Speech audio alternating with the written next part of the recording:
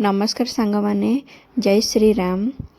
मामू घर आसला बेले आक्वारियम रे मो पुओ देखिला माछ। छोटी माउसी सहित गला स्कूल स्कूल देले ताको भगई आमे पुणी निज घर को पळे आसिलु मामू घर निराश होई सीधा छात ऊपर को पळेलु।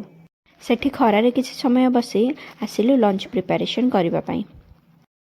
आज मो हजबैंड थिले छुट्टी रे कहले दियो मु आज रोषे करुची खुशी रे।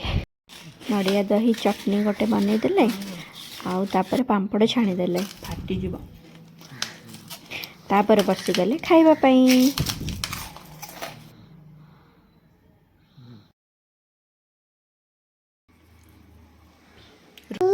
डाली कोबी भजा बैगण छणा एटा हला नड़ियार स्पेशल गोटे चटनी आम घरे हुए।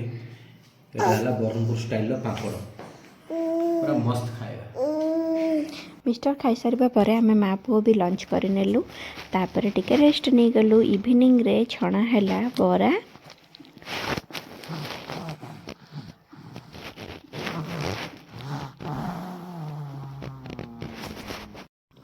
बहुत टेस्टी थिला सेथि पई खाई देलु प्लेट सारा।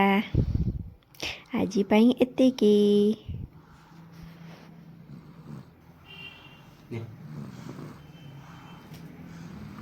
पुणी देखा नेक्स्ट ब्लॉग रे।